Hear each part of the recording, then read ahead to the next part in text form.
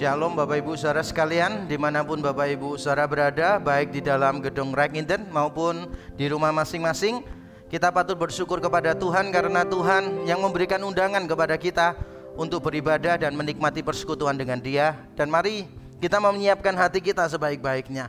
Saya mengundang kita semua untuk bangkit berdiri bersama-sama. Kita akan menyiapkan hati kita di dalam saat teduh. Mari kita mengambil saat teduh bersama-sama.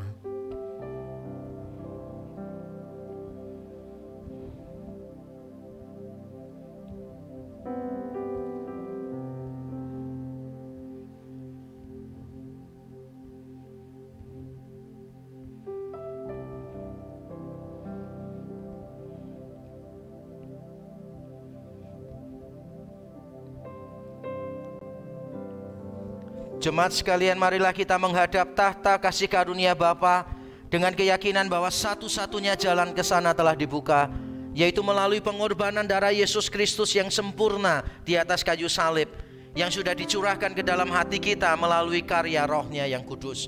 Turunlah atas kita sekalian rahmat, berkat dan anugerah-Nya yang akan menyempurnakan ibadah kita saat ini. Amin. Jemaat dipersilakan duduk kembali.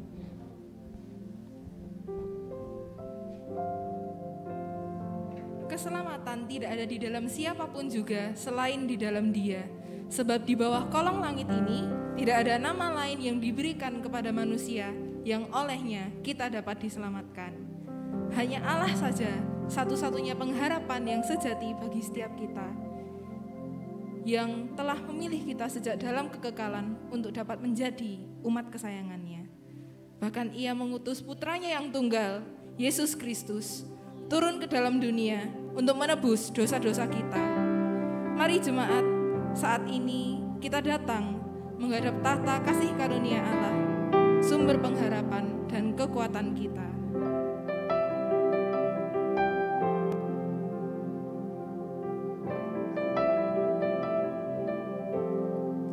Dalam Kristus harapanku, Dialah terang kekuatanku, Yesus batu penjuruku, teguh dan tak tergoyahkan. Betapa besar kasih-Mu, ketakutanku pun sirna. Menghiburku Kau segalanya, dalam kasih-Mu ku teguh.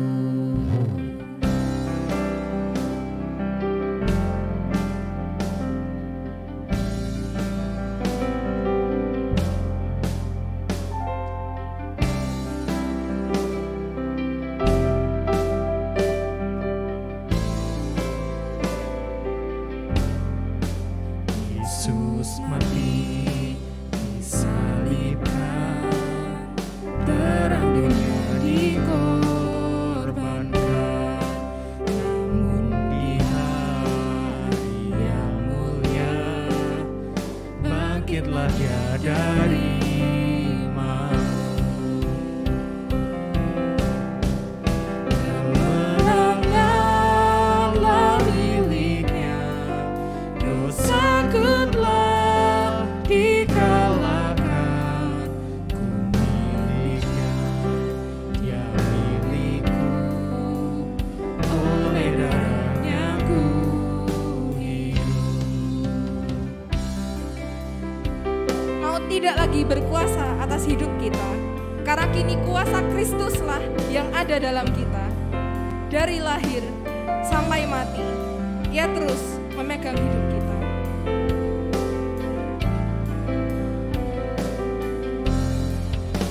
Ku tak takut atas maut, kuasa Kristus di dalamku. Dari lahir sampai mati, Yesus memegang hidupku. Ada kuasa yang dapat memisahkanku dari Kristus sampai di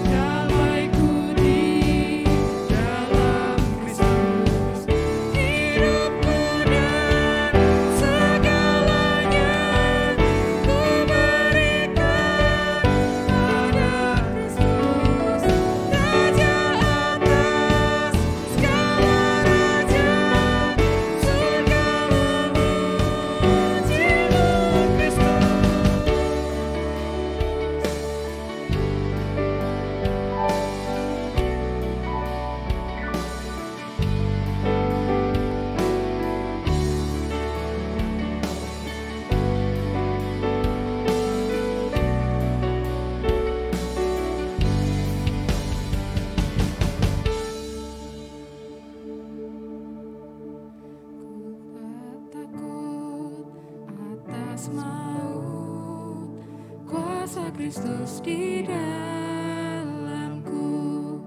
dari lahir sampai mati, Yesus memegang hidupku.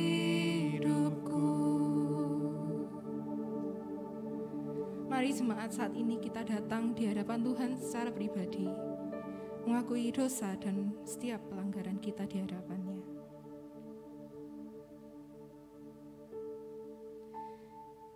Dia yang tidak mengenal dosa telah dibuatnya menjadi dosa karena kita, supaya dalam Dia kita dibenarkan oleh Allah.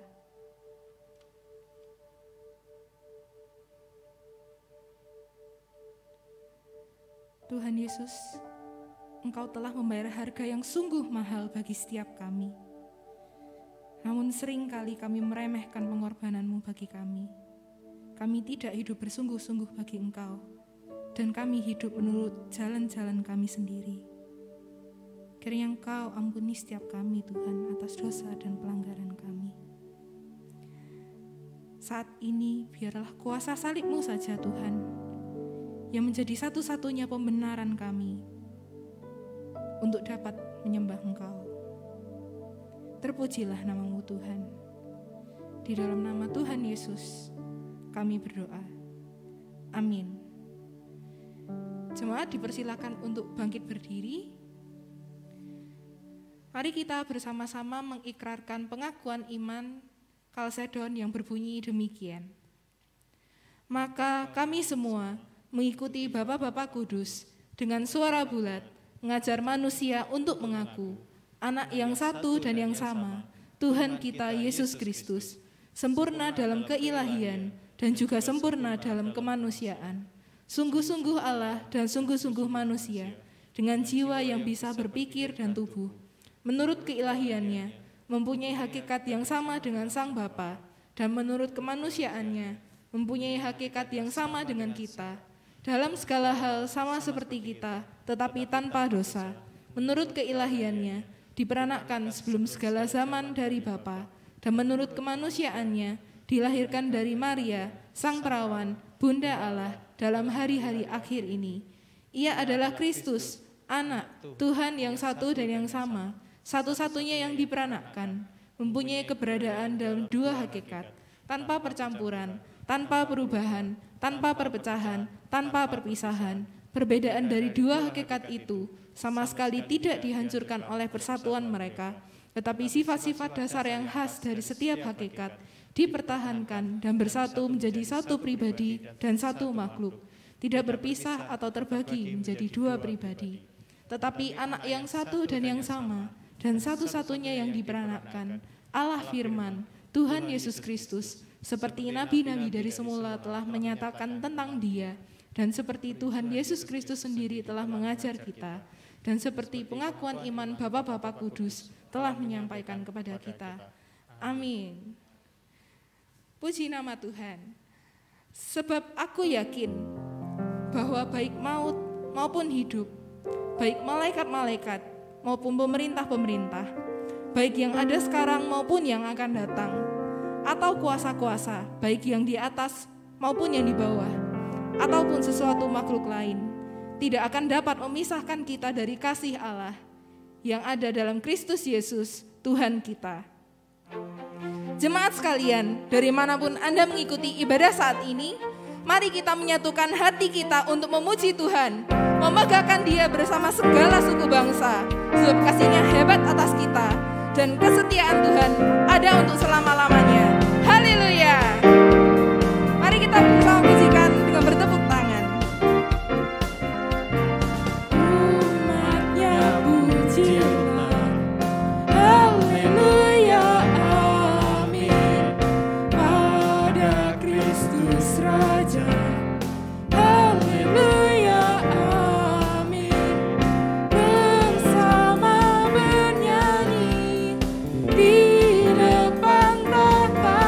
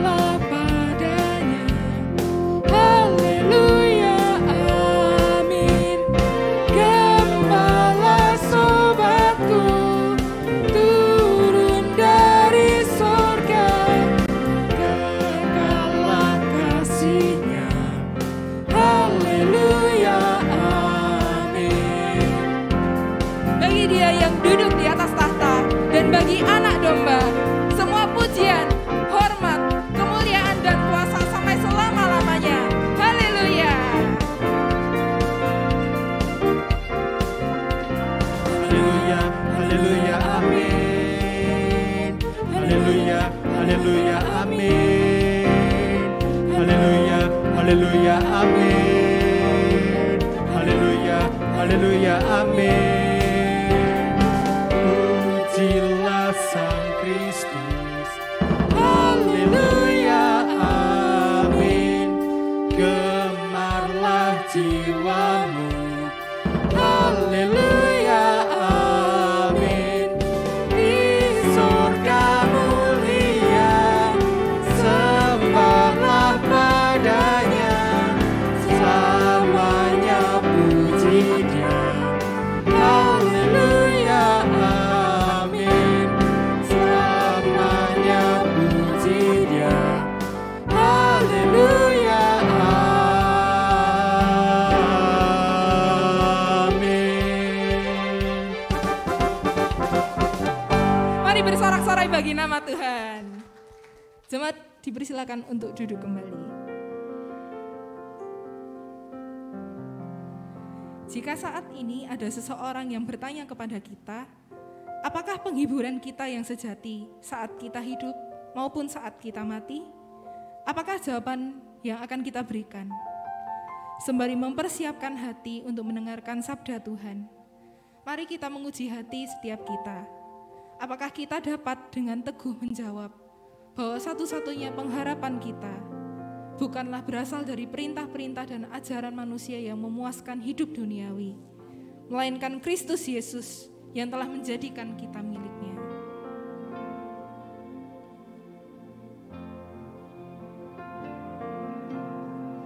Apa pengharapan kita?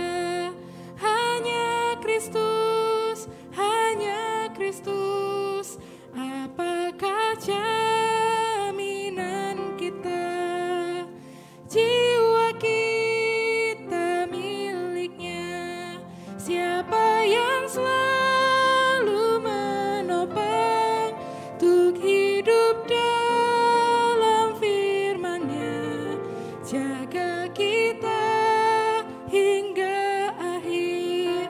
Kasih Kristus teguh benar. Nyanyi haleluya, pengharapan kekal. Nyanyi haleluya, sekarang dan selamanya. Kristus harapan kita. Apa yang teduhkan jiwa, Allah baik, Allah baik. Dalam darah Sang Penebus, anugerahnya dikenal. Siapa pegang iman kita saat badai ujian datang? Dengan Kristus batu karang, kita tiba di pantainya. Nyanyi haleluya, pengharapan kekal. Nyanyi haleluya, sekarang dan selamanya. Kristus harapan kita.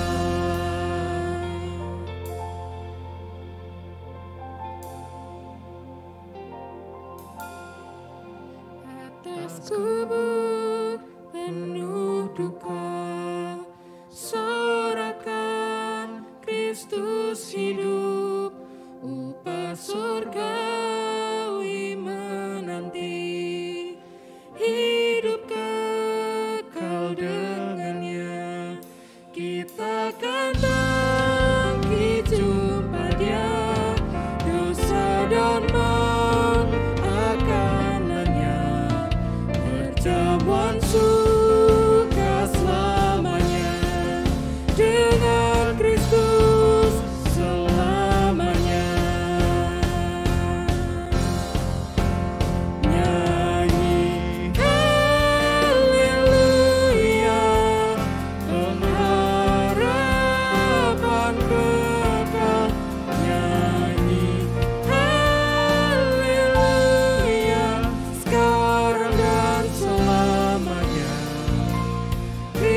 Kristus harapan kita.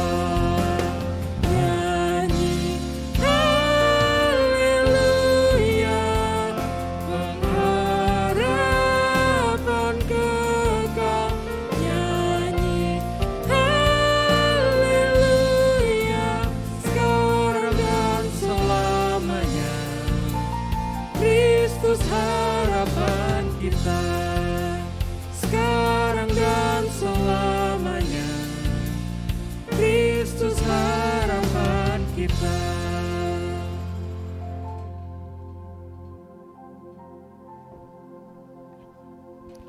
Mari kita berdoa bersama-sama.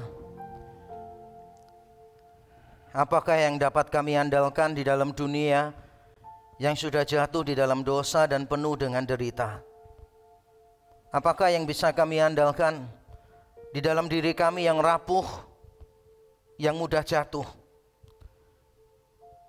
Selain kami meyakini bahwa Kristus adalah milik kami dan kami adalah milik Kristus, kami diterima oleh Allah apa adanya dengan semua keterpurukan kami, karena korban Kristus sempurna di atas kayu salib bagi kami.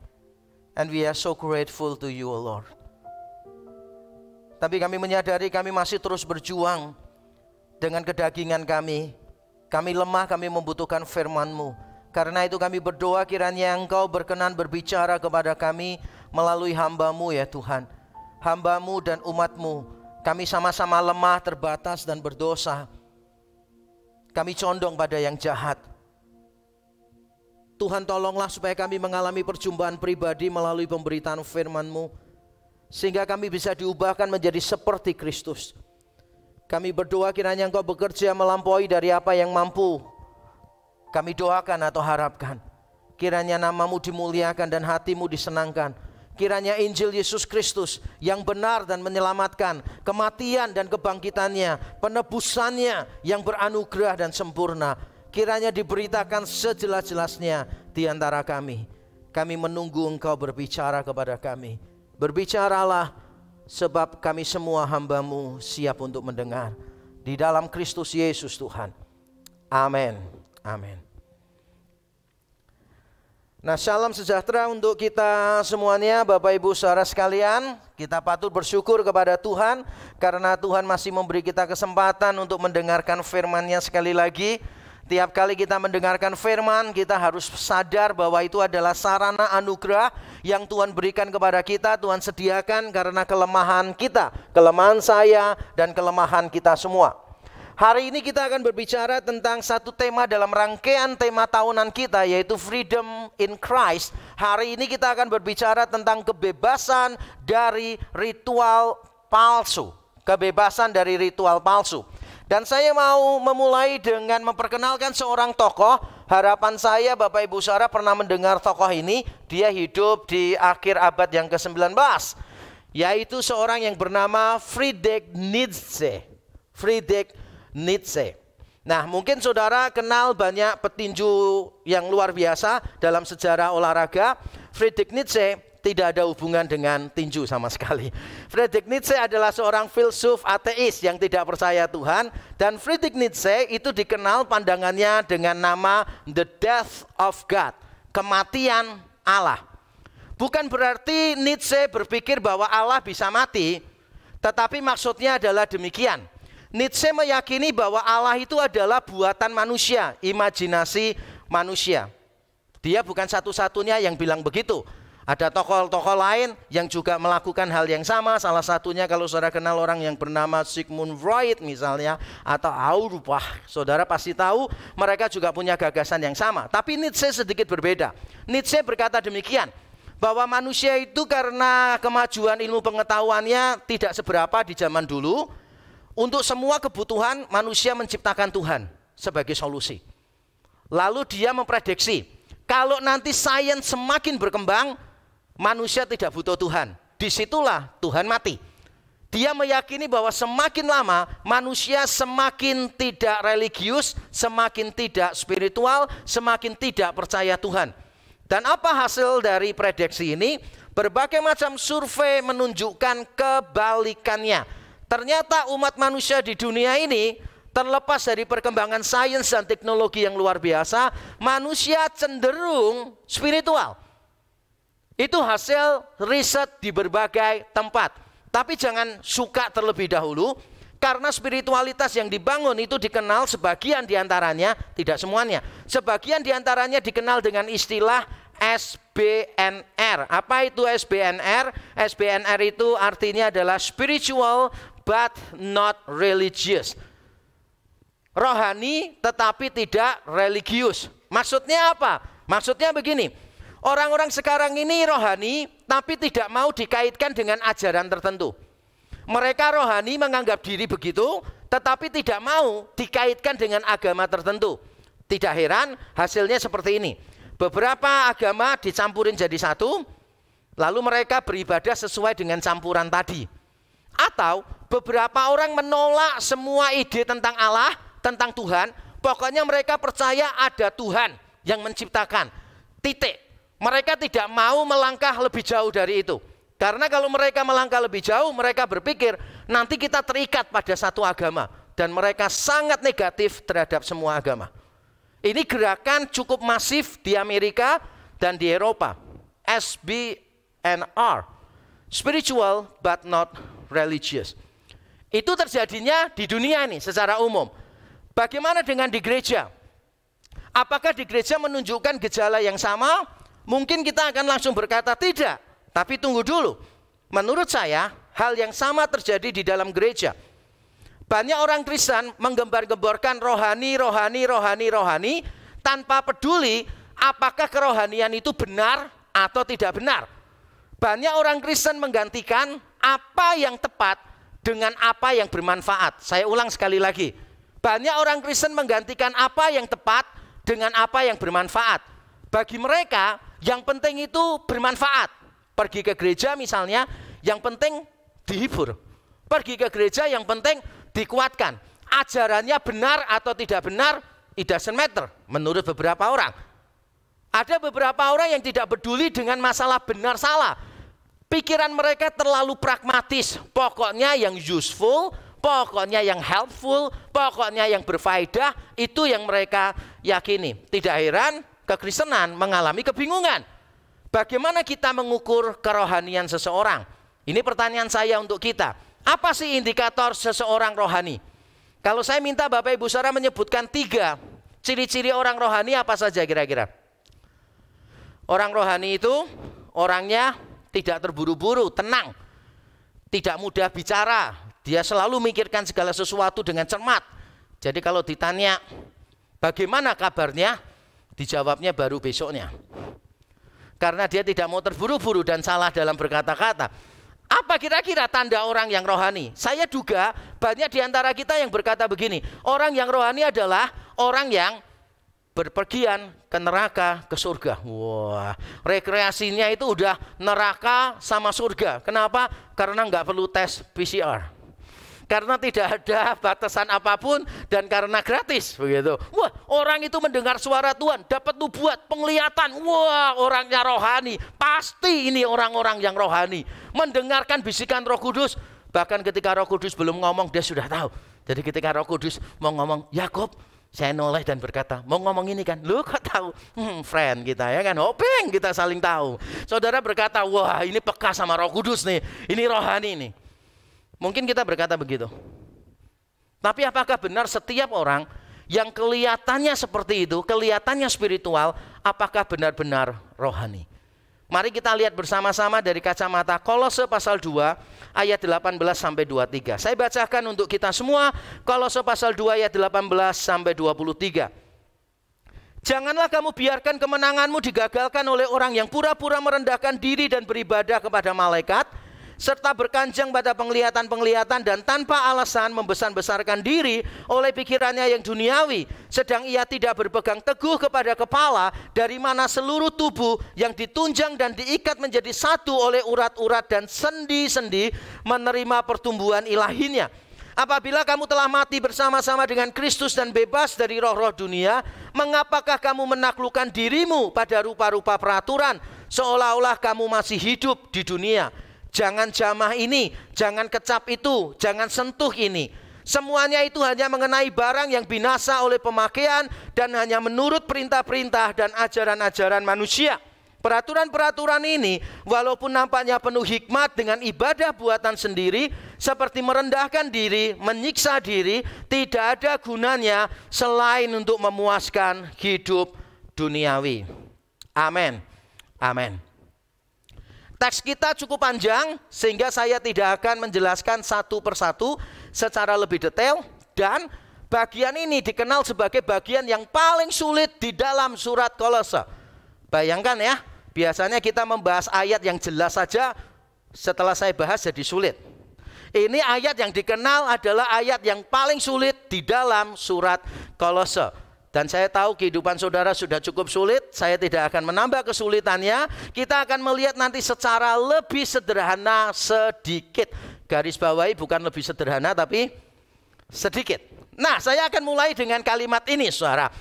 Bahwa gereja mula-mula itu bukan gereja yang sempurna. Harus diingat ya.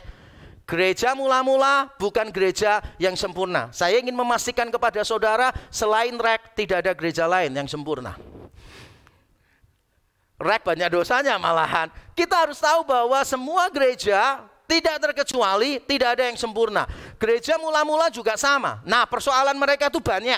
Salah satu yang menonjol adalah penganiayaan. Yang kedua yang menonjol adalah ajaran sesat. Ajaran sesat menjadi masalah di berbagai jemaat mula-mula. Saudara membaca surat Filipi, di situ ada ajaran sesat.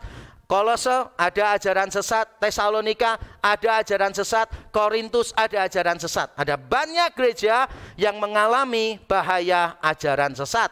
Karena itu kita perlu bersama-sama untuk mewaspadai diri. Jangan berpikir bahwa gereja kita akan aman. Kalau gereja mula-mula menghadapi godaan itu, maka kita pun juga bisa menghadapi godaan yang sama. Dan saya ingin mengingatkan kita dulu tentang satu kalimat ini. Walaupun teologi yang benar tidak menjamin spiritualitas yang benar, tetapi tidak ada spiritualitas yang sehat tanpa teologi yang tepat. Saya menyadari bahwa ajaran yang benar tidak otomatis melahirkan kehidupan yang benar. Ortodoksi tidak selalu menghasilkan ortopraksi. Saya menyadari itu. Buktinya kita sering ketemu orang-orang yang menjengkelkan di sekitar kita, tapi seringkali bicara tentang teologi yang benar. Benar atau enggak? Sehingga kita jadi muak dengan orang-orang yang bicaranya doktrin. Doktrinnya reform, kehidupannya no form. Enggak ada bentuknya, semrawut, sembarangan. Nah, mungkin kita sering menghadapi itu. Saya sadar ajaran yang benar tidak selalu otomatis menghasilkan perilaku yang benar. Tapi ini dia penekanan saya. Tidak ada spiritualitas yang sehat tanpa ajaran yang tepat. Kalau saudara merasa diri rohani, tapi yang saudara yakini adalah sesuatu yang bertabrakan dengan Alkitab, maka saudara sedang menipu diri sendiri. Itulah sebabnya teologi yang benar diberitakan terus-menerus dari mimbar ini. Itulah sebabnya saya seringkali menekankan kita perlu punya ajaran yang benar sebagai landasan bagi kehidupan kita. Dengan ajaran yang benar, kita bisa menilai segala sesuatu dengan benar. Jemaat di Kolose menghadapi bahaya ajaran sesat dan Paulus memberikan nasihat berkaitan dengan ajaran sesat ini. Apa nasihatnya dan apa ajaran sesatnya? Mari saya akan ulang baca bagi kita. Nasihat Paulus adalah jangan diperdaya oleh ritual palsu. Ayat 18 dan 19 saya bacakan untuk kita. Janganlah kamu biarkan kemenanganmu digagalkan oleh orang yang pura-pura merendahkan diri dan beribadah kepada malaikat, serta berkanjang pada penglihatan-penglihatan dan tanpa alasan membesar-besarkan diri oleh pikirannya yang duniawi, sedang ia tidak berpegang teguh kepada kepala, dari mana seluruh tubuh yang ditunjang dan diikat menjadi satu oleh urat-urat dan sendi-sendi menerima pertumbuhan ilahinya. Di dalam teks Yunani ayat 18 dan 19, satu kalimat. Keren ya bahasa Yunani itu. Bahasa Yunani itu keren banget.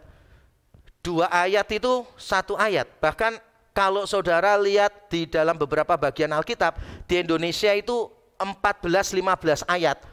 Diterjemahkan dalam belasan ayat. Kalau di dalam bahasa Yunani cuma 1 kalimat saja.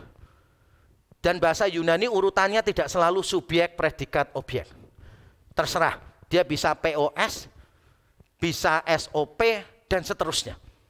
Bahasa Yunani itu termasuk bahasa yang paling sulit tetapi yang paling indah di dunia. Makanya saya pilih bahasa Yunani. Saya sebagai dosen Yunani, saya ditanya kenapa kok suka bahasa Yunani? Saya jawab karena sulit. Sehingga kalau pas kita nggak bisa, tetap kelihatan pintar. Karena memang sulit bahasanya. Nah, ayat 18 dan 19 itu satu kalimat. Induk kalimatnya itu pada kata ini. Janganlah seorang pun menggagalkan kemenanganmu. Bentuknya larangan, perintah. Janganlah seorang pun menggagalkan kemenanganmu. Lalu diikuti oleh beberapa anak kalimat partisip yang menerangkan ajaran sesat itu. Siapa yang akan menggagalkan kemenangan itu? Dan sekarang saya akan menerangkan lebih detail ayat tadi. Bahasa Indonesia dan seluruh versi Inggris mayoritas menerjemahkannya begini. Janganlah seorang pun menggagalkan kemenanganmu. Gambarannya itu begini, gambarannya. Orang sedang bertanding, sudah dekat dan dia memimpin pertandingannya, lalu dikacaukan konsentrasinya dan akhirnya gagal. Tetapi saya mengalami kesulitan untuk menerima terjemahan tadi.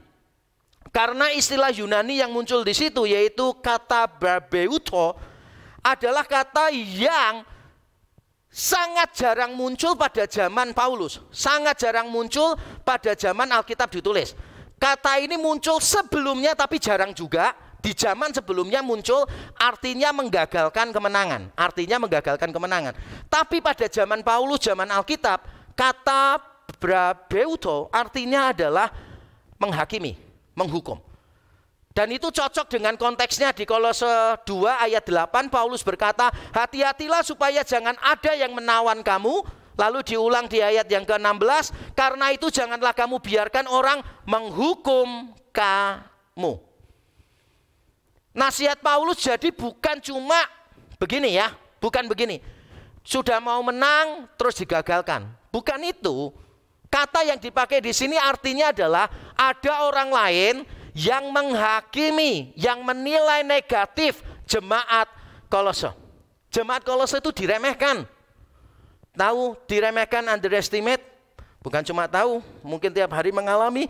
Kita dihina orang, kita dianggap sepele oleh orang. Dan itulah yang terjadi. Jemaat Kolose yang mengikuti Kristus dipandang sebelah mata oleh orang-orang ini. Dan saudara mungkin bertanya, kenapa dipandang sebelah mata? Kenapa dihakimi? Kerohaniannya tidak memadai. Karena orang-orang ini kalau saudara lihat ya, ini orang yang kalau saudara ketemu mereka, saudara itu pasti akan kepincut. Kalau orang Jawa bilang, pasti akan tertarik. Orang ini orang yang merendahkan diri. Saudara suka nggak dengan orang yang rendah hati? Suka kan ya? Masa saudara itu suka sama orang yang sombong sih? Nggak ada orang suka orang sombong. Yang paling tidak suka orang sombong siapa? Orang yang sombong juga. Karena dia tidak mau ada orang lain yang melebihi dia. Bahkan di dalam kesombongannya. Jadi kita suka dengan orang yang rendah hati. Benar ya? Nah, ini orang kelihatannya rendah hati. Maksudnya rendah hati di sini begini. Maksudnya begini. Dia itu hidupnya itu kayak menderita sekali. Uang ditolak, seks ditolak, kenyamanan duniawi ditolak, hidup apa adanya. Bayangkan ya, saudara disuruh milih. Saudara mau pilih pendeta yang model A atau B. Yang model A adalah pakai jas, pakai dasi gitu kan ya. Wah, pokoknya sekali dia berdiri itu 3M. Ada pendeta itu yang berdiri dan ngomong begitu di mimbar. Saya nggak mendengarkan langsung, tapi ada orang yang dengar langsung cerita ke saya. 3M katanya. Terus dia cerita, jam tangannya 1M, cincinnya dia 1,5 M. Lalu dia cerita jasnya berapa gitu kan ya, sabuknya 70, ada tulisannya H. Padahal itu loh produk dari keluarga besar saya, Handoko. Dibanggain ada tulisannya H gitu kan ya. Celana panjangnya, sepatunya berapa, wah dihitung semua itu 3M. Tapi dia tidak menyebutkan celana dalamnya. Saya khawatir dia tidak punya atau tidak pakai celana dalam waktu dia bilang begitu. Dia bisa hitung semuanya 3M dan dibanggakan. Itu model pendeta A ya.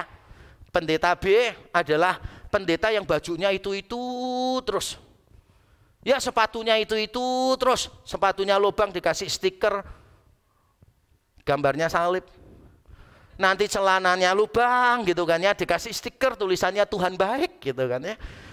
Bajunya itu pokoknya kalau ada apa-apa itu wah putih, kotor dikit sekalian ditulisin ayat Alkitab. Dan cuma itu yang dia pakai tiap minggu. Saudara kalau disuruh milih pendeta, milih yang nomor A atau yang B? Milih yang A. Nggak mungkin. Saudara pasti milih yang B. Karena apa? Karena saudara kan suka menyiksa pendeta saudara ya. Orang-orang ini merendahkan diri kelihatannya. Dan orang ini apa? Berkanjang pada penglihatan begitu. Sering ketemu Tuhan, sering ketemu ini itu. Dan menyembah malaikat lagi. Keren banget. Dan mereka itu mengandalkan pikirannya dia. Merasa punya pengetahuan mistis yang spesial begitu. Keren loh ini. Jujur aja, kalau saudara hidup pada zaman itu, saudara mungkin tertarik. Kalau zaman sekarang mungkin saudara bingung, orang ini siapa ya? Orang yang rendah hati sering ketemu enggak? Ya minimal tiap bulan, tiap minggu sekali lah ya saudara ketemu waktu saya khotbah di sini. Pura-pura rendah hati. Wah sering kita ketemunya ya kan. Orang-orang yang sering berkanjang pada penglihatan sering enggak? Sering juga. Nubuah, bisikan roh sering ya. Orang yang menyembah malaikat. Wah nggak sering kita melihatnya. Jadi ini siapa sih? Kelompok ini tuh siapa? Dengan ciri-ciri ini. Para penafsir Alkitab berdebat. Tapi ini dia menurut saya yang paling masuk akal. Saya buat lebih sederhana. Yaitu sejenis asketisisme campuran Yudaisme dan agama misteri Romawi kuno. Yang digerakkan oleh ketakutan terhadap kekuatan alam yang dianggap ilahi. Maksudnya begini, saya sederhanakan.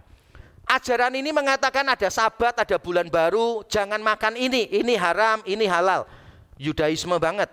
Tapi bukan cuma Yudaisme banget, tapi dia menekankan penglihatan dan sebagainya, pengetahuan-pengetahuan yang mistis yang berbau agama-agama misteri zaman dulu. Jadi agama-agama misteri dulu tuh orang masuk ke kuil, lalu masuk di kuil tuh dia tuh sampai trans gitu. Imamnya misalnya, itu kayak kerasukan dewanya itu. Dewanya bicara gitu, dan kadangkala mereka pakai bahasa-bahasa yang tidak bisa dimengerti. Tingkah lakunya itu sampai lompat-lompat supranatural, spektakuler begitu, menyampaikan sesuatu kepada umat yang menyembah di kuil itu. Weh keren gak sih? Keren, buktinya banyak orang Kristen begitu kok, ya kan? Keren, sesuatu yang supranatural, yang spektakuler dianggapnya keren. Dan itulah yang sedang membahayakan jemaat Kolose. Dan Paulus mengatakan demikian nih, dengan anak kalimat terakhir di ayat 19. Ini yang jadi kuncinya. Mereka melakukan semuanya itu pada dasarnya yang mereka lakukan adalah mereka tidak berpegang teguh kepada Kristus sebagai kepala. Mereka menganggap bahwa Kristus itu tidak cukup. Mereka berkata kepada jemaat Kolose, kamu percaya Kristus untuk keselamatanmu? Gak cukup bro. Kalau kamu cuma percaya Kristus, Kristus yang mengerjakan semua buat kamu, keliru. Kerohanianmu tuh kecil, cetek, kamu dangkal. Harus ditambah penglihatan, ditambah ini itu supaya kamu keren. Dianggapnya Kristus tidak cukup. Makanya Paulus mengatakan, kita ini harus berpegang teguh kepada Kristus karena semua pertumbuhan itu ada pada Kristus. Saya bacakan dari English Standard Version ESV ayat yang ke-19. And not holding fast to the head, tidak berpegang teguh kepada kepala, from whom the whole body nourished and knit together through its joints and ligaments. Jadi seluruh tubuh itu diikat menjadi satu oleh bagian-bagiannya sendi-sendinya. Perhatikan bagian terakhir, grows with the growth that is from God. Bertumbuh dengan pertumbuhan yang dari Allah. Bertumbuh dengan pertumbuhan yang dari Allah. Paulus di sini melakukan sesuatu, mengingatkan kita sesuatu yang sangat penting. Dengarkan saya baik-baik. Pertumbuhan dari Allah. Orang merasa diri rohani. Pertanyaannya, berpegang teguh pada kepala enggak? Kepada Kristus enggak? Kalau engkau tidak berpegang teguh kepada Kristus, semua kerohanianmu adalah penipuan diri. Salah semuanya. Kalau saudara merasa diri gini, saya ini rohani, kenapa? karena saya berdoa, karena saya puasa, karena saya memberi persembahan, karena saya melayani, karena saya pendeta. Semuanya itu tentang what you do, tentang apa yang engkau lakukan bagi Tuhan. Kalau sandaran kita itu, maka kerohanian kita jungkir balik, keliru total. Harusnya saudara berkata begini, saya diperkenan Allah karena Kristus melakukan segalanya bagi saya di atas kayu salib. Amin. Allah menerima kita sebagai anaknya bukan karena saya pendeta, bukan karena saudara melayani Tuhan, bukan karena saudara saleh. Allah menerima kita karena Kristus mati bagi kita, menyelesaikan persoalan dosa kita. Tidak ada tindakan kita yang bisa menambah kasih Allah kepada kita. Kebaikan kita tidak akan menambah kasih Allah kepada kita. Dosa kita tidak akan mengurangi kasih Allah kepada kita. Karena kasihnya sempurna atas kita. Siapa di sini yang percaya kasih Allah kepada saudara sudah sempurna? Katakan amin. Kalau saudara percaya kasih Allah itu sempurna, berarti sempurna kan nggak bisa tambah, nggak bisa kurang dong. Amin. Apa yang membuat kasih itu sempurna? Bukan apa yang kita lakukan. Karena yang kita lakukan selalu naik turun. Bukan didasarkan pada iman kita. Karena iman kita naik turun. Bukan didasarkan pada perasaan dan keadaan kita. Karena semuanya berubah. Tapi didasarkan pada satu hal. Korban Kristus sempurna di atas kayu salib untuk saya dan untuk saudara. Di luar ini tidak ada kerohanian yang benar. Dan dari sana saya ingin mengingatkan kita. Spiritualitas sejati bukan hanya tentang Allah yang umum dan abstrak. Melainkan Allah yang bekerja di dalam Kristus. Kristuslah yang menentukan spiritualitas yang sejati. Makanya saya sangat prihatin kalau banyak orang Kristen memberikan nasihat. Nasihatnya itu tidak berpusat kepada Kristus. Contoh, orang menderita dikasih tahunya begini. Bersabar ya. Ini sesama orang Kristen loh. Nasihatnya begini, bersabar ya. Memang kehidupan itu seperti roda. Kadang di atas, kadang di bawah. Orang yang mendengar dalam hati berkata, iya tapi roda saya ini kempes, gak gerak-gerak. Saya di bawah, terus kejepit, terus gak enak hidup saya. Masa sih orang Kristen nasihati orang susah cuma begitu? Hidup kita ini seperti roda, kadang di atas, kadang di bawah. Pertanyaan saya, orang-orang non-Kristen ngomong yang sama gak? Ngomong yang sama. Terus kita nasihatinya cuma gini, sabar, sabar. Tuhan itu berdaulat, sabar, sabar. Tuhan itu tidak tidur, sabar. Gusti mboten sare. Perkataan itu salah enggak? Tidak. Tapi kalau berhenti sampai situ titik, salah. Kenapa? Kristusnya ada di mana? Ketika saudara menghadapi penderitaan, where do you put Christ in your suffering? Saudara meletakkannya di mana? Ketika saya mengalami sakit mata ini, pertama kali mendengar diagnosa dari dokter yang pertama bahwa operasinya, kalau dioperasi juga kemungkinan sembuhnya cuma 30, makanya saya pindah dokter. Dan ketika saya tahu resikonya kebutaan, wah mendengar pertama saya khawatir. Tapi sampai rumah saya berdoa, dan saya berdoa begini, Tuhan jaga hatiku supaya tidak meragukan kebaikan-Mu, jaga pikiranku supaya tidak berpikir yang tidak-tidak tentang Tuhan. Dan salah satu yang menghibur saya selama saya menjalani proses yang tidak menyenangkan itu, saya melihat begini, mata jasmani ini begitu penting untuk melihat segala hal di dunia. Buta itu menjadi penderitaan yang luar biasa. Tapi saya bersyukur bahwa kebutaan rohani saya, yang lebih parah daripada kebutaan jasmani, telah dibukakan oleh Tuhan. Sehingga saya bisa melihat keindahan Injil. Saya bisa melihat keberhargaan Kristus di dalam hidup saya. Dan saya bersyukur untuk itu. Penderitaan itu seharusnya dikaitkan sama Kristus. Kita menderita bertahan, kenapa? Karena Kristus paling tahu perasaan kita. Orang lain tuh seringkali ya gak tahu perasaan kita. Ngasih nasihat tambah bikin kita jengkel pada waktu kita menderita. Benar atau betul? Gak peka terhadap perasaan kita, tapi kita tahu Kristus jadi manusia. Dia merengkuh penderitaan kita. Dia memberikan kebersamaan. Tapi bukan cuma dia merengkuh penderitaan, dia mengalahkan penderitaan, mengalahkan kematian. Sehingga kita punya harapan di sana. Di dalam segala sesuatu, where do you put Christ in your sufferings? Kalau nasihatmu tidak ada Kristusnya, jangan bilang engkau orang yang rohani. Gereja yang tidak mengkhotbahkan Kristus setiap minggu tidak akan bertumbuh dengan baik. Bisa bertambah besar, bisa. Bisa bertambah kaya, bisa. Jemaatnya tambah banyak, bisa. Tetapi bertumbuh dengan benar tidak bisa. Karena pertumbuhan itu semua mengarah kepada kepalanya. Dan berikutnya yang perlu kita ingat adalah ini, saudara. Pertumbuhan spiritual itu memang personal, tetapi hasil dari proyek komunal.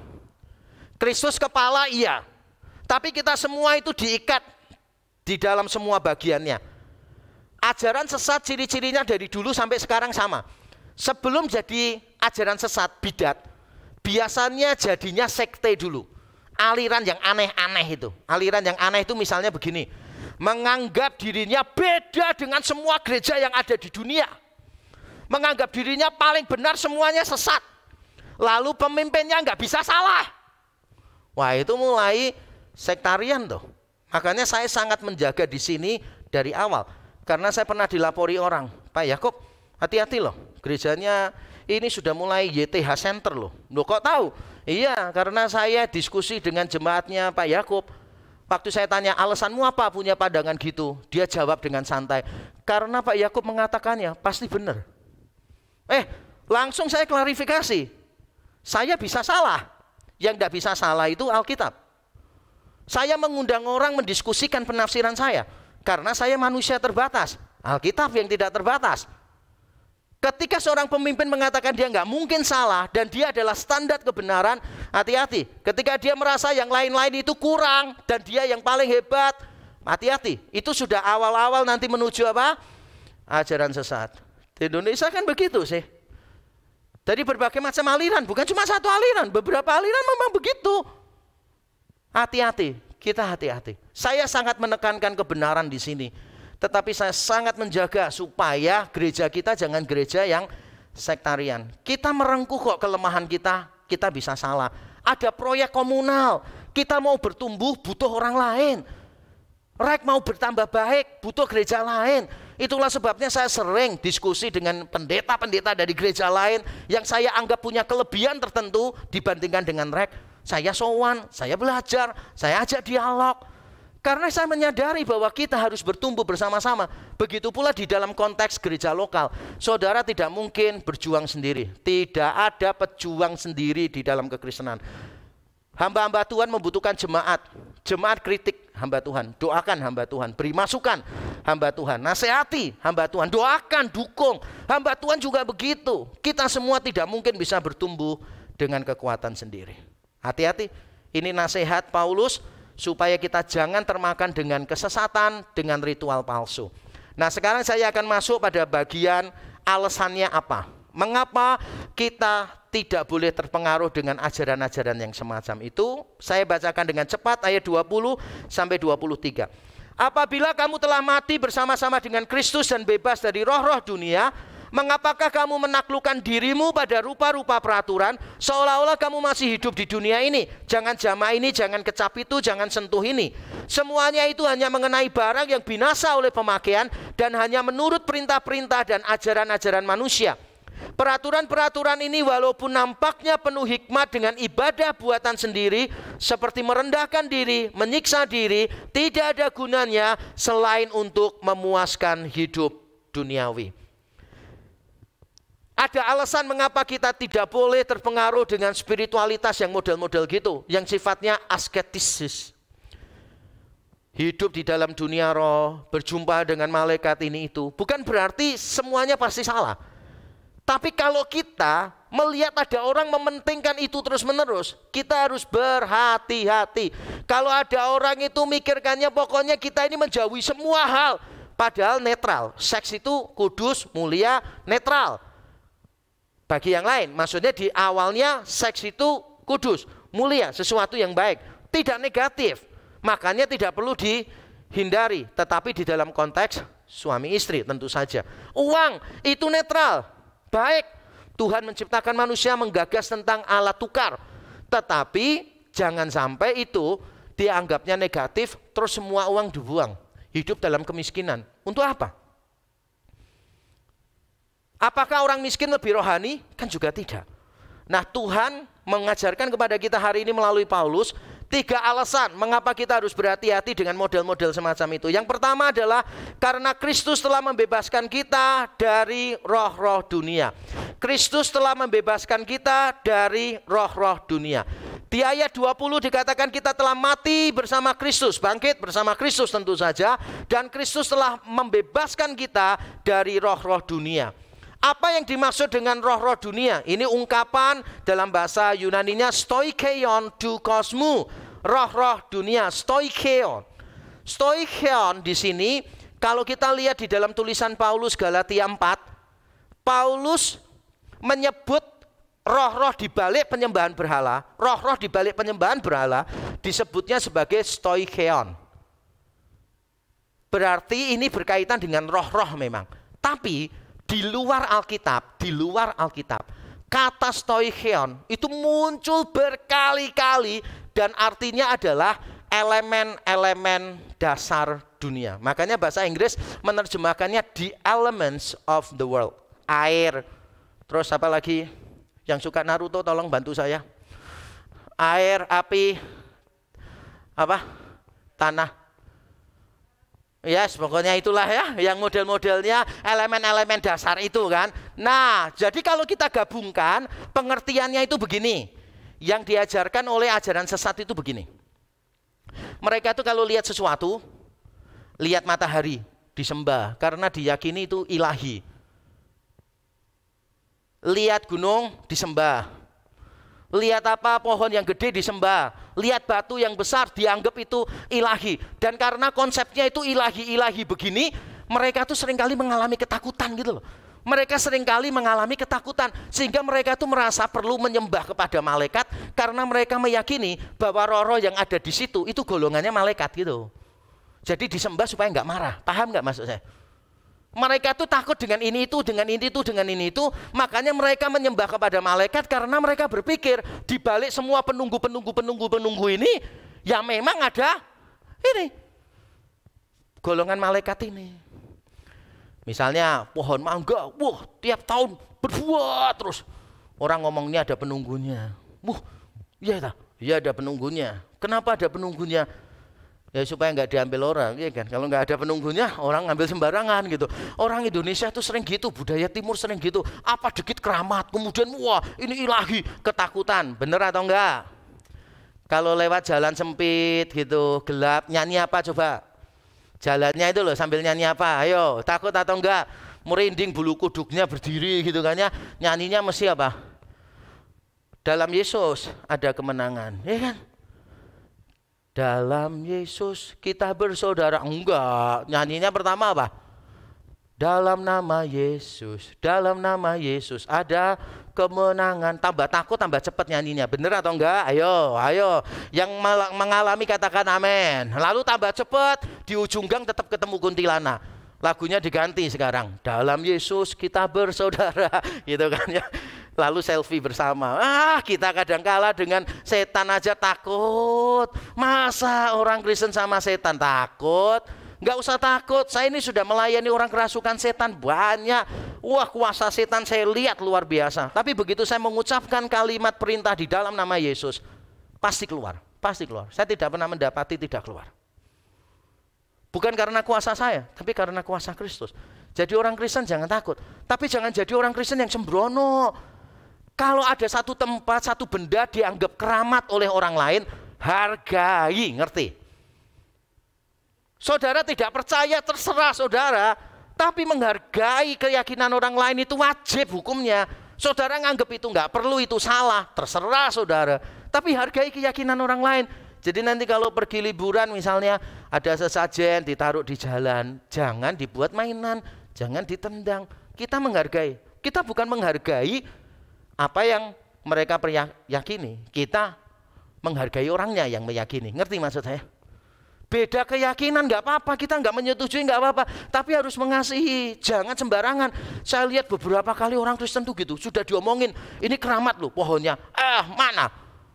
Coba tak kencingi, coba bedanya apa? Langsung dia kencingi. Ada bedanya, lebih subur pohonnya.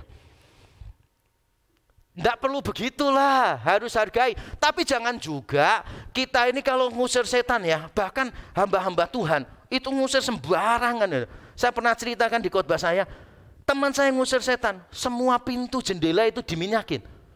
Saya tanya, kenapa kamu minyakin? Supaya teman-temannya itu nggak masuk membantu dia. Saya bilang, kamu tuh memang kurang pinter kok. Ya kalau kamu minyakin nggak bisa luar masuk, lah terus kamu ngusir dia, rohnya keluar lewat mana?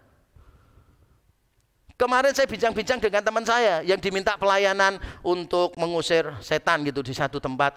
Kami berdua bergurau tentang teman-teman kami itu yang kalau ngusir setan tuh kadang nggak mikir gitu. Rohani tapi nggak pinter. Coba ya, bayangkan ada loh pendeta ngusir setan tuh gini. Hei setan, aku patah-patahkan engkau. Maksudnya kan patahkan kuasanya, tapi dia nggak nyebut. Aku patah-patahkan engkau dalam nama Yesus. Aku ikat engkau di dalam nama Yesus. Dan sekarang pergi keluar. Coba bayangkan perasaan setannya. Setannya pasti ngomong gini, ini semua badanku udah patah semua. Terus kamu sudah ikat gini, kok disuruh keluar sendiri? Terus bagaimana cara keluarnya? Tolong bantu seret saya keluar gitu kan ya. Aneh-aneh kadang-kadang orang itu memikirkan yang begitu-begitu. Kita nggak boleh takut, tapi jangan sampai juga kita main-main. Jangan sampai. Nah, kita tidak boleh takut karena Kristus membebaskan kita dari semuanya itu. Kristus di dalam pasal 1 ayat 16 dikatakan, karena di dalam Kristus diciptakan segala sesuatu yang di surga dan di bumi, yang kelihatan yang tidak kelihatan, singgasana maupun kerajaan, baik pemerintah maupun penguasa. Berarti ini hal-hal yang tidak kelihatan penguasanya. Segala sesuatu diciptakan oleh Dia dan untuk Dia. Pasal 2 ayat 9 dan 10. Sebab dalam Dialah berdiam secara jasmania seluruh kepenuhan kealahan, dan kamu telah dipenuhi di dalam Dia. Dialah kepala semua pemerintah dan penguasa. Kristus, pencipta, penguasa, segala sesuatu. Semua roh tunduk kepada Dia. Makanya kita tidak perlu takut. Justru saya mau berkata begini. Karena Kristus adalah pencipta segalanya, alam semesta harus dipelihara, tetapi tidak patut diperlakukan sebagai dewa. Orang Kristen harus menjaga kelestarian alam, harus terlibat di dalam proyek-proyek yang menjalankan, memelihara ekologi di alam semesta ini. Kita harus aktif, lebih aktif dari yang lain seharusnya. Tetapi kita juga tidak boleh terlalu takut dengan apa yang ada di baliknya. Karena Kristus menguasai, karena Kristus menciptakan, maka kita pelihara yang Dia ciptakan. Tapi karena semua ciptaan, maka tidak perlu diperlakukan sebagai dewa. Disembah, ditakuti, tidak perlu. Alasan yang kedua, saudara, di ayat 21 dan 22, semua itu hanya ajaran manusia atau yang sifatnya sementara. Paulus mengatakan jangan jamaah ini, jangan jamaah itu semua sementara, akan binasa oleh pemakaian. Dan ini cocok dengan ayat 17, dikatakan demikian. Semuanya ini hanyalah bayangan dari apa yang harus datang, sedang wujudnya ialah Kristus. Aturan-aturan di dalam perjanjian lama pun itu sementara, karena merujuk kepada Kristus. Kristuslah yang kekal. Saya ambil satu contoh, misalnya begini. Masalah makanan halal dan haram. Mungkin kita bingung, Tuhan yang menciptakan semua binatang, kenapa ada halal, ada haram? Dan kita protes, karena biasanya yang haram lebih enak daripada yang halal.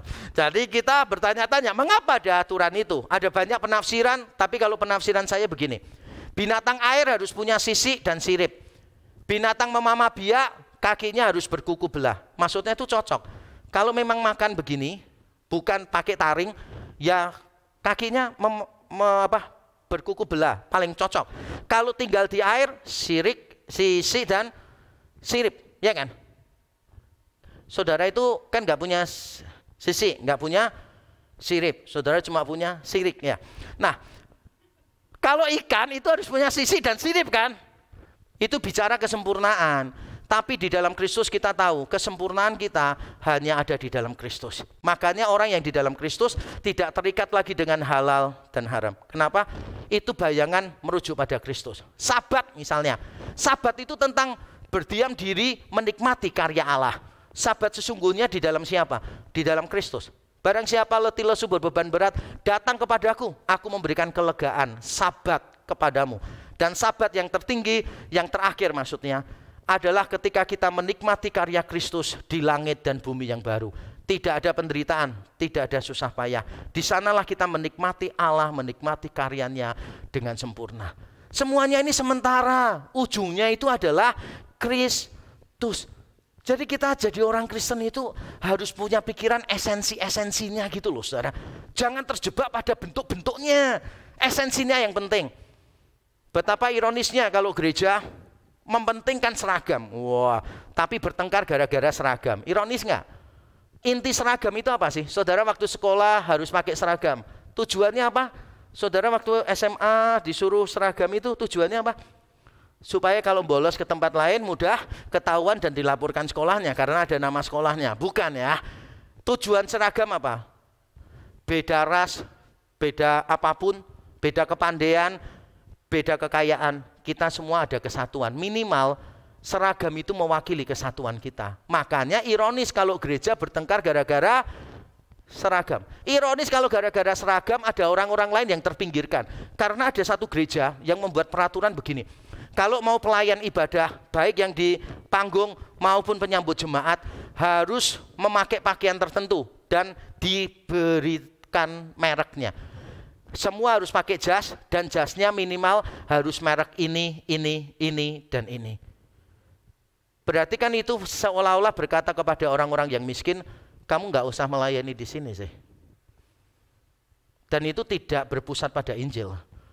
Di dalam gereja ini saya selalu menentang perbedaan ekonomi semacam itu yang membuat orang kaya punya privilege atas yang miskin. Saya menentang. Saya menentang etnis tertentu dianggap lebih penting daripada yang lain. Karena di dalam Kristus kita semua sama-sama berdosa dan di dalam Kristus kita sama-sama diselamatkan oleh kasih karunia.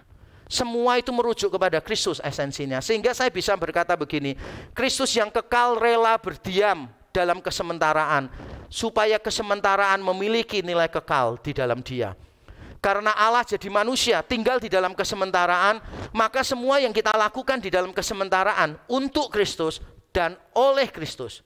Perhatikan ya, untuk Kristus dan oleh Kristus, semua yang kita lakukan dalam kesementaraan memiliki nilai kekal di dalam Dia. Saya mendidik anak saya karena saya mengasihi Kristus. Dan saya ingin anak saya menjadi anak yang mengasihi Kristus, serupa dengan Kristus. Itulah yang membuat parenting saya memiliki nilai yang kekal. Whatever you do, di dalam pekerjaanmu, di dalam sekolahmu, selama engkau melakukan bagi Kristus dan oleh Kristus, maka yang sementara yang engkau lakukan di bumi akan memiliki nilai yang kekal. Alasan yang terakhir, mengapa kita menolak ajaran-ajaran sesat, ritual yang palsu semacam itu? Karena semuanya itu hanya memuaskan hawa nafsu manusia. Paulus mengatakan semua itu orang pura-pura merendahkan diri, menyiksa diri hanya untuk memuaskan mereka. Jadi asketisisme, gaya hidup menolak semua kenyamanan, seringkali hanya memuaskan hawa nafsu.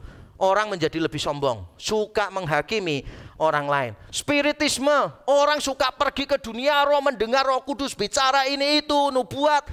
Orang-orang semacam ini ada godaannya, yaitu dia merasa orang lain kurang rohani seperti dia. Menganggap bahwa yang rohani adalah yang seringkali kumpul dengan Roh Kudus. Dan saya sering menemukan orang-orang semacam itu, saudara.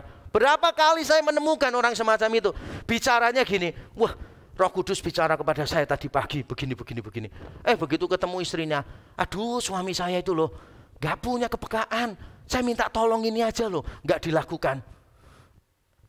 Sampai saya ketemu suaminya, saya ngomong gini, kalau kamu yakin, kamu bisa mendengar suara Roh Kudus, kamu pasti bisa mendengar suara istrimu minta tolong. Kalau suara istrimu minta tolong, kamu gak bisa dengar omong kosong. Kamu mendengarkan suara Roh Kudus. Ngerti maksud saya? Begitu pula sebaliknya. Makanya saya berkali-kali mengatakan orang yang rohani itu orang yang manusiawi kok.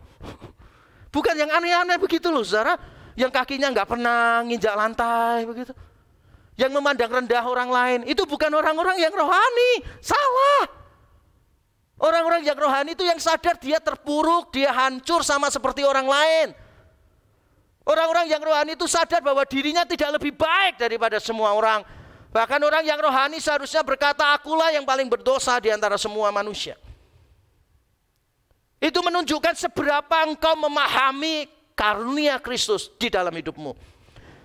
Kesombongan bertabrakan dengan kerohanian. Saya ingin menutup khotbah saya dengan 2 kalimat. Tanpa persandaran total pada karya penebusan, semua aktivitas rohani hanyalah pemuasan duniawi. Semakin engkau melakukannya, membuat aturan-aturan tambahan, membuat engkau merasa puas, merasa hebat, dan merasa Allah harus memenuhi apa yang kamu inginkan. Karena kamu merasa diri sudah rohani, sudah berbuat banyak untuk Allah. Jadi Allah harus berbuat banyak untuk saudara. Itu pemuasan duniawi. Tapi kalau engkau bersandar kepada Kristus, Bapak Ibu Saudara bisa berkata begini, tidak ada satupun yang aku lakukan yang mengharuskan Allah memberkati aku. Karena semua berkat rohani sudah aku terima di dalam Kristus. Apapun yang aku lakukan untuk Allah, bukan supaya aku diterima oleh Allah. Apapun yang aku lakukan bagi Allah, bukan supaya Allah lebih mengasihi aku. Karena Dia sudah mengasihi aku dengan sempurna. Dan kata terakhir kita baca bersama-sama, mungkin kita bertanya, kalau gitu disiplin rohani gunanya apa dong? Berdoa, baca Alkitab setiap hari, beribadah, gunanya apa? Kalau semua sudah dilakukan Kristus. Ini dia, mari kita baca sama-sama. 1, 2, 3. Disiplin rohani bukan ukuran maupun tujuan, melainkan sarana yang tidak terelakkan. Sekali lagi, disiplin rohani bukan ukuran maupun tujuan, melainkan sarana yang tidak terelakkan. Salah kalau saudara melakukan disiplin rohani, menjadikan itu ukuran seseorang rohani atau tidak rohani. Menjadikan itu tujuan. Tujuan kita itu menjadi serupa dengan Kristus, dengan bersandar kepada Kristus. Saya ulang sekali lagi, tujuan kita adalah menjadi serupa dengan Kristus, dengan bersandar pada Kristus sendiri, pada penebusannya. Tapi saudara tidak mungkin bisa rohani tanpa disiplin rohani. Jangan sampai saudara cuma modal Injil, tapi tidak berdoa. Modal Injil gak pernah baca Alkitab, modal Injil gak pernah beribadah, gak pernah melayani. Tiba-tiba kepengen menjadi seperti Kristus. Yang benar aja, gak bisa. Harus disiplin rohani, karena itu alat yang Tuhan tetapkan supaya engkau bisa menjadi seperti Kristus. Mari kita tunduk kepala, kita berdoa. Mari kita memeriksa hati kita masing-masing, terutama sebelum kita akan menerima roti dan anggur. Mari masing-masing kita melihat hati kita. Apakah Kristus sudah cukup bagi kita? Apakah penebusannya yang sempurna itu menjadi penghiburan kita satu-satunya? Menjadi jaminan kita satu-satunya? Menjadi landasan pengharapan kita satu-satunya? Mari kita bersama-sama berdoa. Bapa di surga, terima kasih untuk firman-Mu. Kami datang kepadamu mohon ampun. Hamba-Mu yang menyampaikan dan umat-Mu yang mendengar. Kami sama-sama orang yang gagal, sama-sama orang yang berdosa. Kami seringkali merasa bahwa Bapa menerima kami, perlakuan Bapa kepada kami ditentukan oleh semua kesalehan kami. Kami merasa bahwa kepastian keselamatan kami ditentukan oleh kami sendiri, ditentukan oleh iman kami. Tuhan, ampunilah kami. Kami datang kepadamu bersyukur untuk karya Kristus yang sempurna di atas kayu salib bagi kami. Kami tahu tidak ada satupun kebaikan yang kami bisa lakukan yang menambah kasih Allah kepada kami, atau satu dosa yang kami lakukan yang bisa mengurangi kasih Allah kepada kami. Karena kasih-Mu sudah sempurna di dalam Kristus. Dan karena kesempurnaan itulah kami diterima oleh Allah. Dan sebentar kami akan menerima sakramen. Kiranya Tuhan mengingatkan kami kembali kecukupan karya Kristus bagi kami, dan supaya kami juga memberikan hidup kami kepada Kristus, karena kami mati bersama Kristus, hidup bersama dengan Kristus. Terima kasih Tuhan. Tolong kami supaya kami sungguh-sungguh hidup di dalam kekudusan. Di dalam Kristus Yesus Tuhan kami berdoa dan bersyukur. Amin. Bapak Ibu Saudara sekalian, sakramen perjamuan kudus adalah perintah dari Tuhan sendiri di 1 Korintus 11. Dan perintah ini kita lakukan karena kita menyadari bahwa kita semua adalah umat perjanjian yang dipersatukan dengan darah Kristus. Kita umat perjanjian yang baru, kita saling menguatkan karena kita satu perjanjian. Dan kita juga melihat tiap kali kita melakukannya, kita memberitakan kematian Tuhan. Dan kita sekaligus memberitakannya sampai Tuhan datang. Jadi ketika kita melakukan sakramen ini, kita melihat ke masa lalu kita, Kristus mati bagi kita, Kristus menjadikan kita umat perjanjian. Dan kita juga melihat kepada yang sekarang ini. Kita semua adalah satu umat. Kita melihat juga ke masa depan, yaitu tentang pengharapan yang ada di dalam Kristus. Dia datang kembali untuk memenuhi semua harapan-harapan kita yang terdalam. Karena itu mari kita menyiapkan hati kita dengan sungguh-sungguh. Bagi Bapak Ibu Saudara yang sudah bertobat sungguh-sungguh, yang sudah menunjukkannya melalui baptisan dewasa atau CD, saya mengundang ikut bersama-sama. Bagi Bapak Ibu Saudara yang sudah percaya sungguh-sungguh tapi jatuh di dalam dosa, sebesar apapun kalau engkau bertobat sungguh-sungguh datang kepada Tuhan, sekarang ada pengampunan yang cukup bagi kita. Saya mengundang semuanya untuk bangkit berdiri bersama-sama. Kita menyiapkan hati kita. Nothing but the blood of Jesus.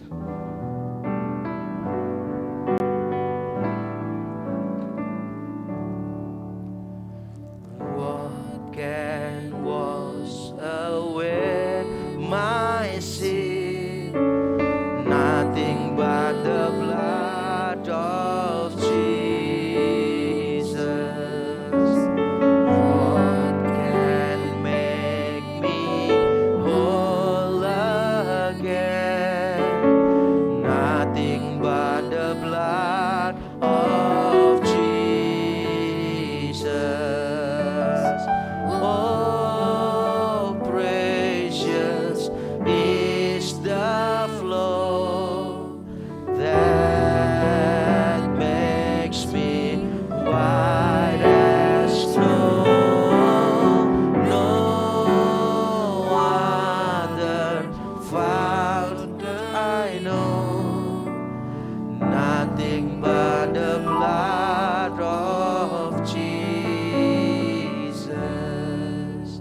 Mari kita memegang roti di tangan kanan kita, dan kita mengingat perkataan Tuhan pada malam sebelum Yesus ditangkap. Dia makan bersama dengan murid-muridnya. Ia mengambil roti, memecah-mecahkannya, membagikannya kepada muridnya dan berkata, inilah tubuhku yang diserahkan bagi kamu. Mari dengan iman, ucapan syukur dan sukacita makan roti ini, simbol tubuh Tuhan yang sudah dipecah-pecahkan bagi dosa kita.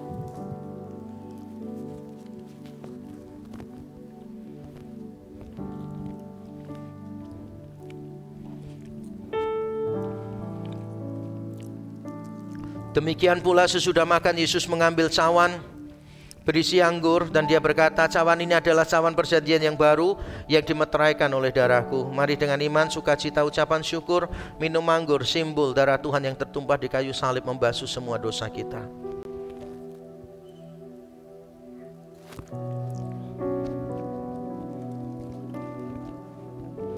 Saya memberi kesempatan setiap saudara untuk berdoa secara pribadi, bersyukur untuk keselamatan secara cuma-cuma yang sempurna yang Tuhan beri kepada kita melalui Yesus Kristus. Dan ambillah komitmen yang baru untuk mengasihi Kristus yang sudah lebih dulu mengasihi kita. Mari setiap kita berdoa di dalam hati kita.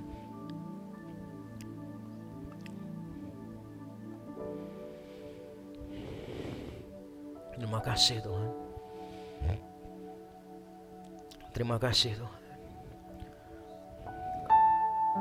Terima kasih Tuhan. Terima kasih. Terima kasih Tuhan, ini kami umat-Mu. Thank you Jesus. Terima kasih Tuhan. Haleluya.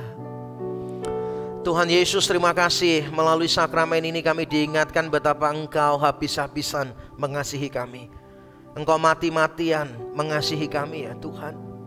Karena Engkau mengasihi kami lebih dulu, kami bisa mengasihi Engkau kemudian. Terima kasih Engkau telah membuka mata kami sehingga kami bisa melihat keindahan Injil dan keberhargaan Kristus di dalam hidup kami. Sehingga kami bisa berkata apapun yang terjadi dalam hidup kami, tidak ada satupun yang bisa memisahkan kami dari kasih Kristus.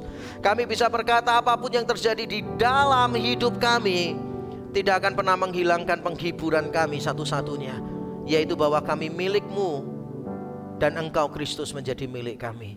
Terima kasih. Kami disegarkan, kami diberkati melalui sakramen ini. Kami dikuatkan. Terpuji nama-Mu di dalam Kristus Yesus, nama-Mu yang kudus kami berdoa dan bersyukur. Amin. Jemaat dipersilahkan duduk kembali.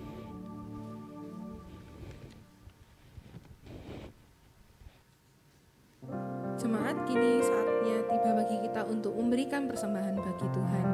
Jemaat yang mengikuti ibadah secara onsite dapat memberikan persembahan melalui amplop putih yang telah dibagikan di awal ibadah, lalu bisa diletakkan ke dalam kotak persembahan setelah selesai ibadah. Dan jemaat yang mengikuti ibadah secara live streaming juga dapat memberikan persembahan melalui rekening yang telah tertera di layar maupun melalui scan QRIS. Mari mempersembahkan yang terbaik bagi Tuhan. Sebab itu marilah kita oleh Dia senantiasa mempersembahkan korban syukur kepada Allah, yaitu ucapan bibir yang memuliakan namanya. Dan janganlah kamu lupa berbuat baik dan memberi bantuan, sebab korban-korban yang demikianlah yang berkenan kepada Allah.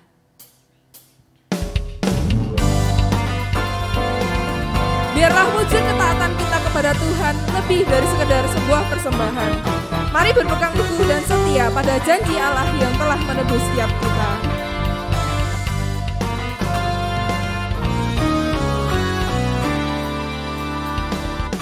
Ku berdiri atas janji Rajaku, puji syukur bagi Kristusku seru.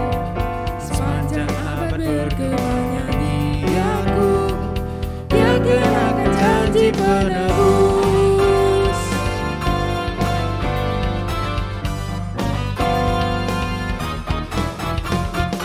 Ku berdiri atas janji yang teguh, walau topan bimbang ragu berderu.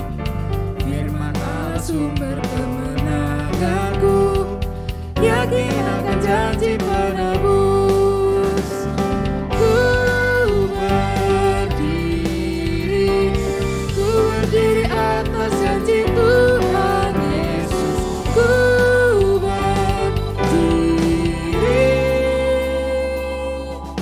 berdiri atas janji penebus.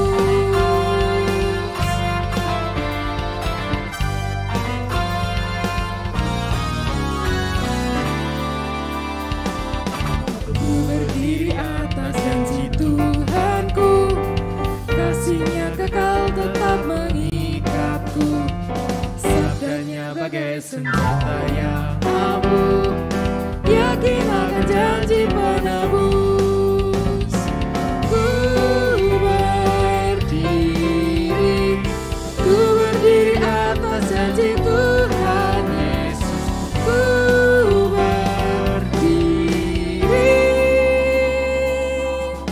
berdiri atas janji penebus. Ku berdiri atas janji Tuhan Yesus. Ku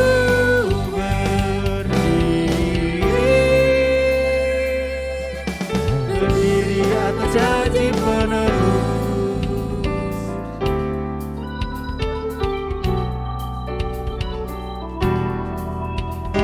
Allah memperhitungkan iman Abraham akan apa yang telah Allah janjikan kepadanya sebagai sebuah kebenaran.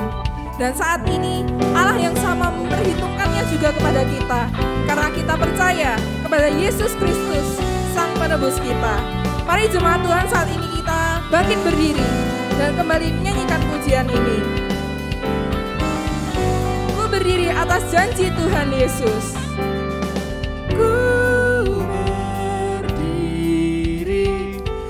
berdiri atas janji Tuhan Yesus. Ku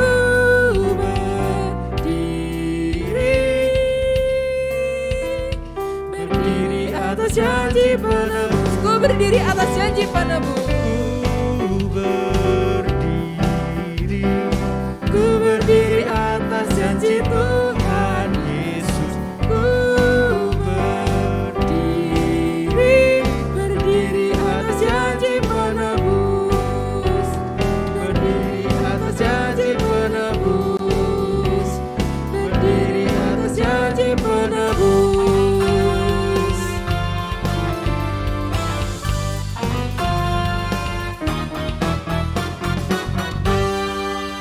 Mari kita menyerahkan persembahan kita ke dalam tangan Tuhan dan juga menaikkan beberapa pokok syafaat kita. Bapa di surga, terima kasih untuk kesempatan kami bisa memberikan persembahan kami. Kami tahu semua yang kami miliki, kami terima dari Tuhan.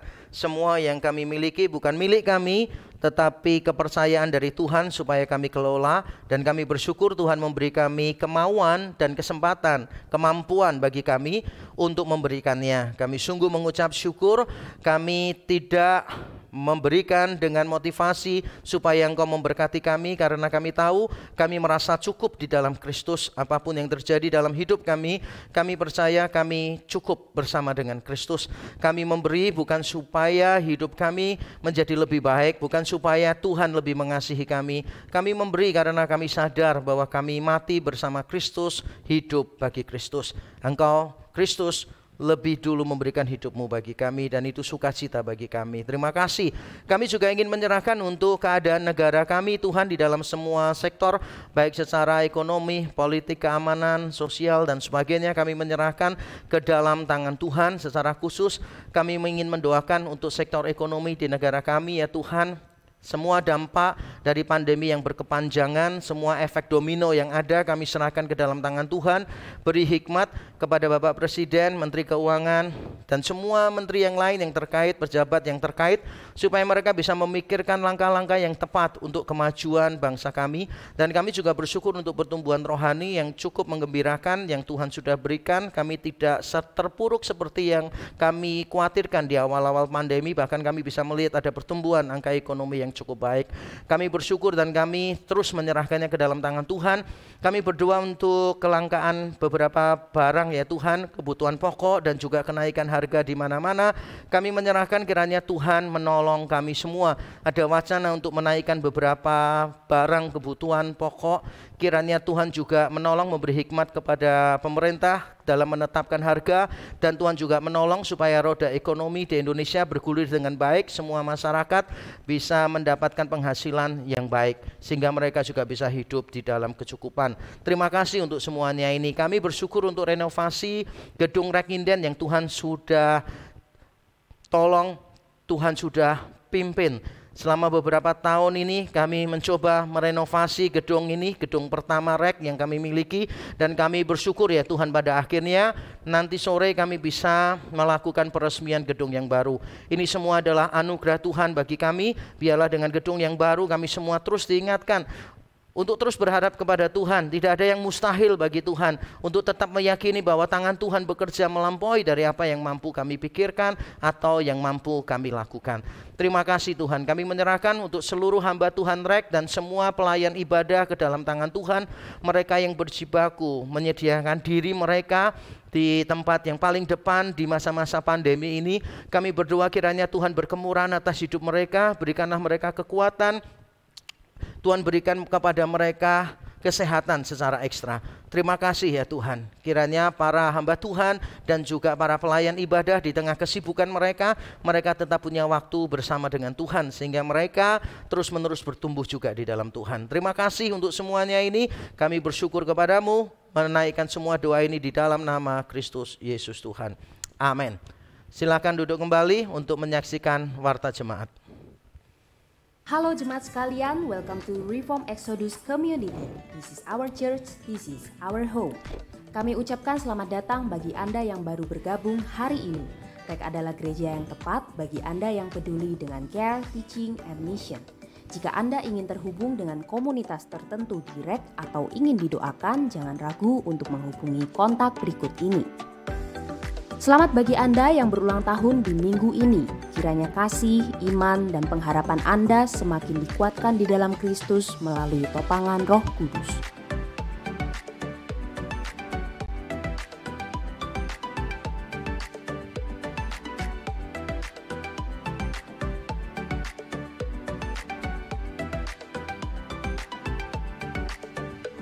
Mari luangkan beberapa menit untuk mendoakan dan mengucapkan selamat kepada jemaat REK yang akan berulang tahun di minggu depan.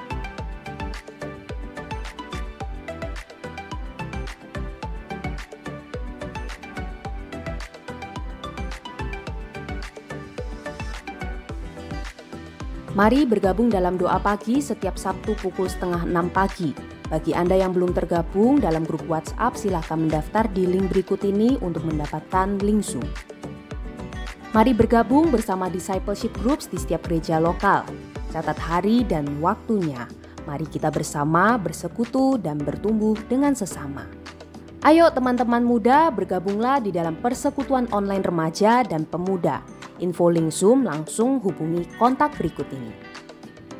Bersyukur karena kemurahan Allah dan melalui dukungan doa dan dana dari Anda, proyek renovasi gedung gereja Rekninden terus menunjukkan perkembangan. Mari kita tuntaskan apa yang sudah kita kerjakan.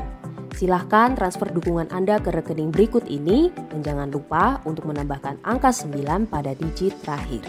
Sekolah Minggu Rekninden mengadakan lomba dalam rangka Hari Paskah bertajuk Menghafal Ayat Bersama Keluarga. Kriteria video tertera berikut ini. Video dikumpulkan paling lambat tanggal 10 April. Info lebih lanjut silahkan menghubungi Kak Vena di nomor berikut. Halo sedulur, pandemi wis mari iki. Ayo nang padha lunga nang gereja. Iso kumpul bareng, iso pecengisan, iso saling ndongakno. Yo, ayo tak enteni ndang adus cepetan. Loh, pancet ae malah lungguh melok ibadah ning omah.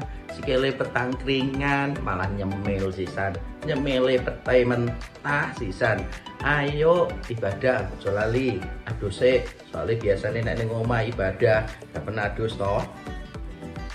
Monggo jamaah sedaya kula aturi tindakan gereja kita saged muji asmanipun Gusti Yesus sesarengan mirengaken sabdanipun Gusti. Ayo.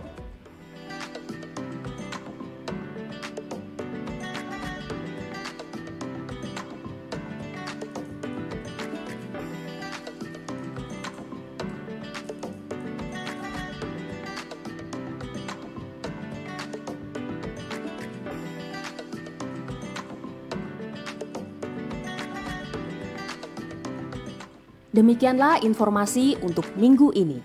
Stay safe, stay healthy, dan ayo ibadah onsite. God bless you and see you next week.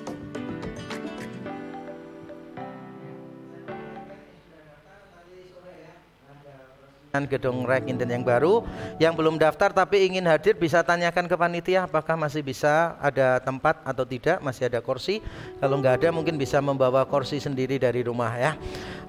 Itu yang saya mau sampaikan. Ada Jumat Agung juga, penting ini yang Jumat Agung karena Jumat Agungnya bersama-sama seluruh cabang Rek dan dilakukannya di sini. Tempatnya sangat terbatas untuk seluruh jemaat, jadi pastikan mendaftar secepatnya. Dan hari Minggunya ada kebaktian Paskah, bukan minggu depan ini ya rasanya ya, bukan kan ya.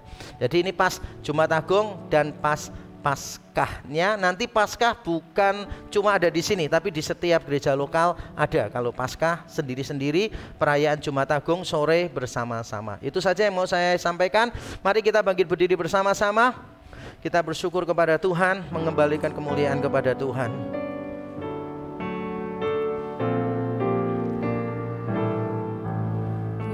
Puji Allah Bapa Putra, puji Allah Roh Kudus, ketiganya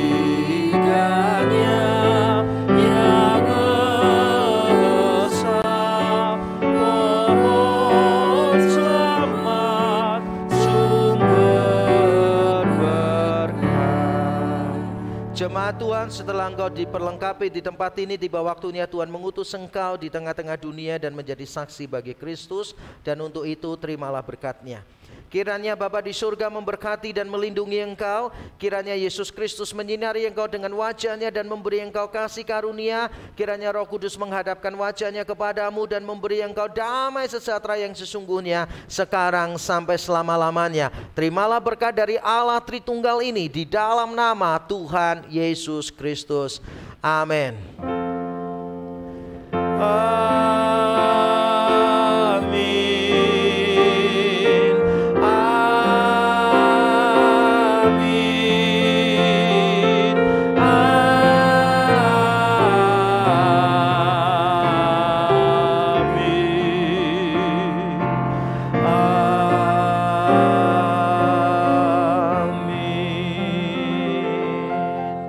Jemaat dipersilakan duduk kembali mengambil saat teduh. Kebaktian selesai, Tuhan memberkati kita.